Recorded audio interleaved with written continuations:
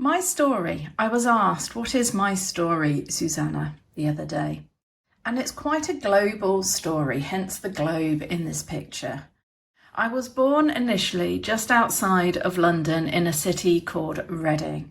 And this is where I lived the first 4 years of my life. But then my father was presented with an entrepreneurial opportunity that sent us going around to North America and most importantly to Seattle, which is up here at the top. And 6 months into this journey of entrepreneurialism, which my father had risked everything for, he'd taken his 2 young children. I was only 4 at the time, and my brother was 6. His partner in this endeavour basically had a mental breakdown and the whole thing fell to pieces. So this left my father in a quandary, what to do. He'd left a big advertising firm in London. They had no positions left, but they did say, hey, we've got a position for you in Sydney in Australia. So as a family, we then flew from Seattle around and down to Sydney in Australia. And my first schooling started in Seattle at a Montessori school. But then I went to school in a suburb called Lane Cove in Sydney. I went to Lane Cove Primary School. And I started realising what I needed to do to fit in, to understand, to not be teased, to not be bullied as the outsider. And this opened my mind very much to how important it is to be accepting of those around you and to lean in and really listen. And we had several great years there, 3 in total, and then it got to the point that my parents made the decision, shall we reside in Australia and go for residency visas, or shall we head back to the UK where my grandparents at the time were having some of their own health issues? And that was the decision then, that we then flew back all the way back here to London. So by the time I was, what age was I? I was about 8 when we came back to the UK. So by the time I was 8, I had already circumnavigated the world. I'd lived in America, in the UK and Australia. And then attending primary school, it was again landing with a bump of meanness as well from those around me who didn't like the fact that I knew things they didn't. I had a strange accent. I wasn't fitting in that example. And this started growing a hard shell on me because it took me through secondary school where I realised I needed to have certain boundaries in place to be able to cope with other people. But I was always very centred on what could I do and where could I go. And this led me to university years, going up to Manchester, which you can see, yes, it's north of London, but it's still not that far north and not that different. And this is where I did my first degree. That was in textile design with design management, having done a gap year at an art college, because creativity and art is strong in my veins. I am a constant creator. I still paint today. I sculpt. I do many different things. And I have had a time when I actually did that with work as well, which I'll bring you to in a moment. But from Manchester, what happened is I did my degree, I met my husband, we got married, and I started working here. And then my husband had an opportunity to move just outside of Paris in France. And we went, why not? I was getting a bit bored of what I was doing. I was beginning to look for feelers to do other things. Part of that move and the benefit with the expatriate offer that was on offer at the time was his company paid for me to study and complete my Master's in Business Administration, my MBA. And this was something I was really leaning towards because as creative as I am, I love the strategy piece. I love understanding how businesses work. And in fact, later on, we moved from Paris. Now, it's very tiny on here. You can see Bern. Basel isn't actually on the map, but we moved to Basel. That's just north of Bern in Switzerland. And by this point, I had a 1-year-old child who was born in France. But I was ready. I was ready to get out into the business world, and I joined the Professional Women's Group in Basel. And this was just before I was writing my final thesis dissertation for my MBA. So I decided at this time, which was back in 2006, to focus on the role of strategic networking for expatriate female entrepreneurs. I was ahead of my curve. My mentors at Brunel University, where I was studying my MBA and it really was correspondence in those days. I received books in the post. I traveled back for 3-day intensives to get the work done. And they were like, wow, we are so unaware of this whole movement of global traveling sort of spouses who are also creating their own businesses. And I leaned into this community early on. And when we moved to Basel, it was excellent because suddenly I had 1 megabyte of download speed. Those of you who are of a similar age to me will totally remember that horrendous dial-up speed that I lived with all the time I was living in France. But I studied and I saw how important relationships are in growing a successful business. And I met amazing businesswomen as part of the Professional Women's Group in Basel, many of which are still great friends and acquaintances today. But my journey continued. I did have a second child born in Basel in Switzerland. But then when they were just 1 year old, we had another opportunity through my husband's work to go traveling again. This time we moved across from Europe back to North America, but now we were going to Boise. And I was like, Boise? Where's Boise? It's Idaho. And yes, it's not somewhere many people know, but it is a beautiful city. And Idaho, which I now know, is the state with the most white water. It borders Yellowstone National Park. You've got a volcanic park there as well, and you've got lots and lots of rivers and mountains. It's called the Panhandle State for those of you who are American, because actually the top of Idaho reaches, like you've got Spokane at the very top, it touches the Canadian border. But Boise is right near the base of Idaho. And we lived there for 4 years. And in that time, I set up and ran one business called Fiber Fusion Art, where I was using my photography skills combined with my creative skills. And I was creating multimedia mixed pieces where I was printing using a full-scale transfer print onto both metals and canvases. The canvases were more using an iron to give a very textural feel. And I was helping people support and create their own memories from their family and create unique pieces of art. And I did that for a while, and I did all the craft shows and I moved around.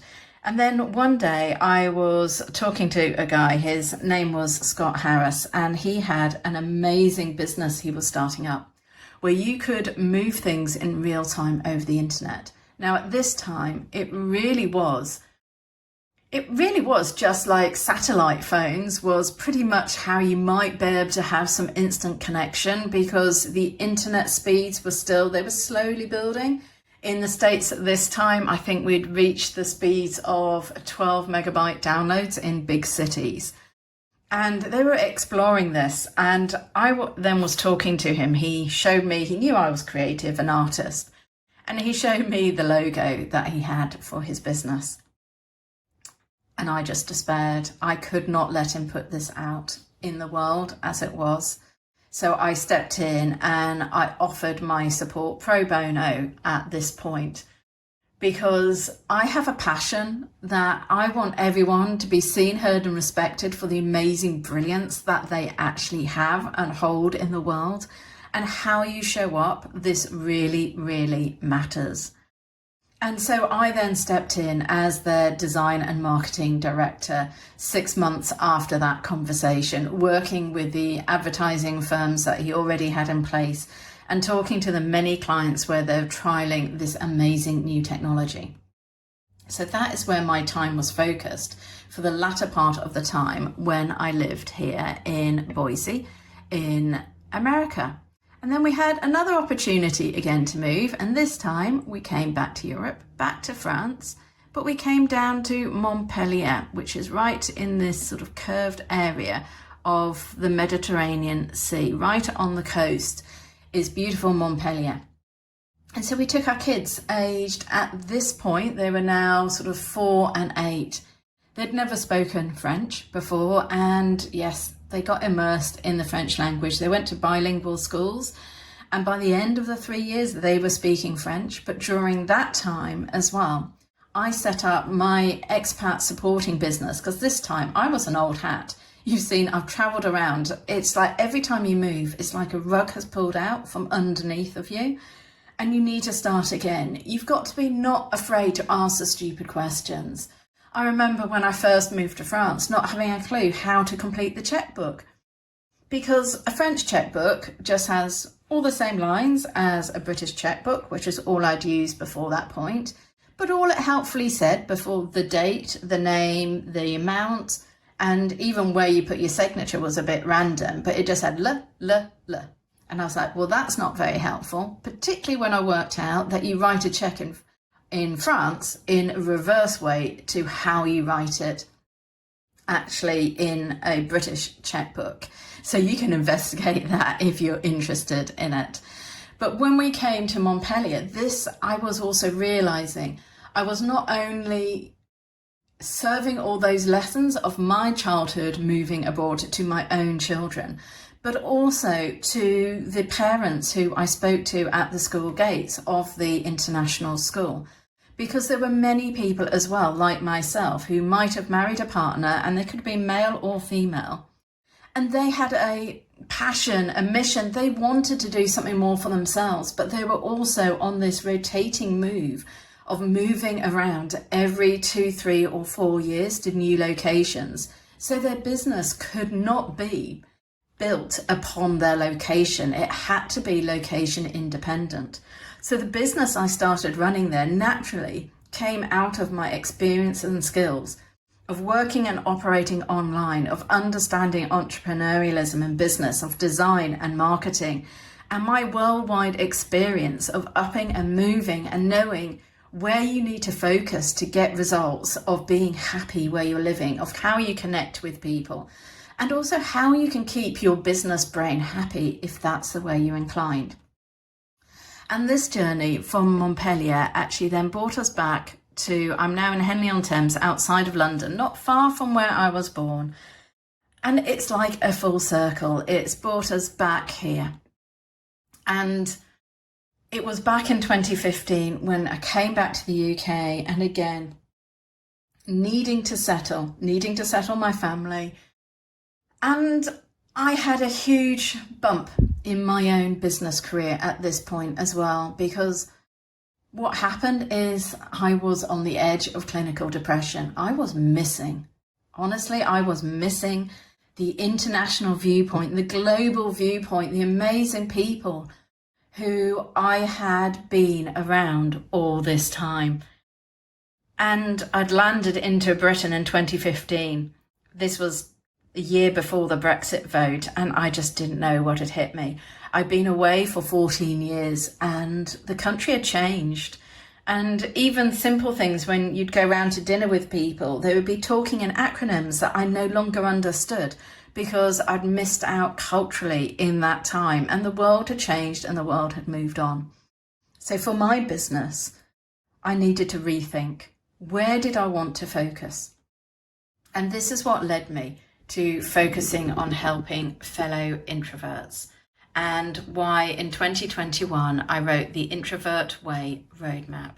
Because as an introvert myself, I'd learnt many lessons along the way, and there's different ways that you can design and scale a profitable knowledge-based business. And working online is a wonderful way of doing this, because you can pick and choose when you're inward and when you're outward as well. And I still do that today. Mondays and Fridays are my inward days. Thursdays, Wednesdays and Tuesdays are my serving clients and more outward days with networking, etc. So I'm sharing this story because your life, your world, your business will change. And in fact, in the last 2 years as well, As much as I do help introverts and HSPs who are similar to myself, I also support extroverts. I support all genders, because actually the piece which I realised was super important is this book, The Introvert Way Roadmap, was based on a framework. The framework that grew my business, that was my signature solution. And it was how I went about that made people be interested in what I was doing and drew them to me. So now I focus on helping people become the stars, and which is why my backdrop is stars, is to become the go-to expert in your market, to have something that people understand, they can see your process and they can lean in and really, really begin to understand what it is you're about. What's your vision, your voice, your vehicle? Why would they want to work with you? What is your unique signature solution? And it's this, the combination of it all, which is where my global story comes to now. And I am still working with clients from Australia to America to Europe, all around the world. Because for me, my business, those international connections that I've had since a child, they needed to be part of my business and to continue. And the good news is today is that it's more than possible, but you don't need to live a life jumping on and off aircraft anymore to do this. If this sounds interesting to you and you'd like to continue this conversation, and I'd love to hear your story, do let me know and reach out, because as much as I'm introverted, I'm super sociable and I love hearing people's stories.